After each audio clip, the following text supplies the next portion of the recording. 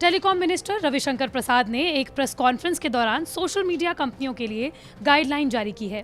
दरअसल ये social media पर रेगुलेशन लाने के बारे में है। रविशंकर प्रसाद ने कई पॉइंट्स गिनाए, जिनमें से एक ये भी है कि कोई सोशल मीडिया पर खुराफात कर रहा है तो कंपनी उसका ओरिजिन का पता लगाए। लेकिन ये व्हाट्सएप, सिग्नल और टेलीग्राम जैसी एप्स के लिए दुविधा की स्थिति है, क्योंकि ये तीनों ही प्लेटफॉर्म्स अपने यूजर्स को प्रिवेसी देने का वादा करते हैं।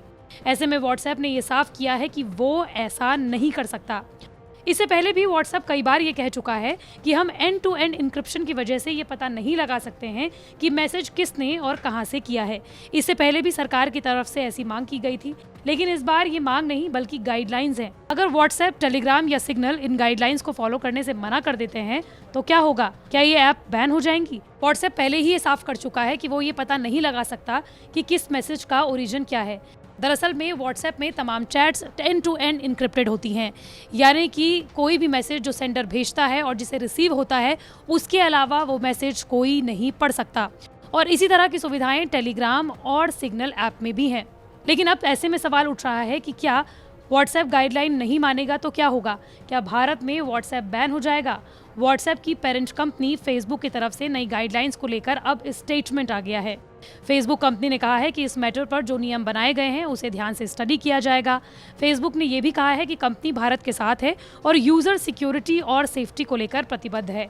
कंपनी ने यह भी कहा है कि आगे भी फेसबुक भारत में डिजिटल ट्रांसफॉर्मेशन को लेकर काम करता रहेगा। सोशल मीडिया कंपनी फेसबुक अपने प्लेटफॉर्म को लेकर यह कहती है कि एंड टू एंड इंक्रिप्शन की वजह से लोगों का ओरिजिन पता लगाना मुश्किल है। हालांकि रविशंकर प्रसाद ने यह साफ कहा है कि सोशल मीडिया कंपनियों को किसी भी हालत में अगर उनसे सरकार पूछे तो ये बताना होगा कि कंटेंट का ओरिजिनेटर कौन है, यानी कंटेंट किसने पोस्ट किया है। आमतौर पर व्हाट्सएप पर कुछ मैसेज वायरल हो जाते हैं, कुछ ऐसे मैसेज भी होते हैं जिनसे दंगे भड़क सकते हैं।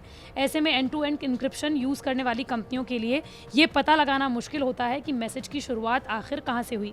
व्हाट्सएप की ये भी दलील है कि व्हाट्सएप में end to end encryption chat होने की वजह से ये पता लगाना मुमकिन नहीं है कि मैसेज का ओरिजिनेटर कौन है। लेकिन ये पहला मौका नहीं है जब भारत सरकार ने व्हाट्सएप को किसी भी मैसेज के ओरिजिनेटर का नाम पता करने के लिए कहा हो।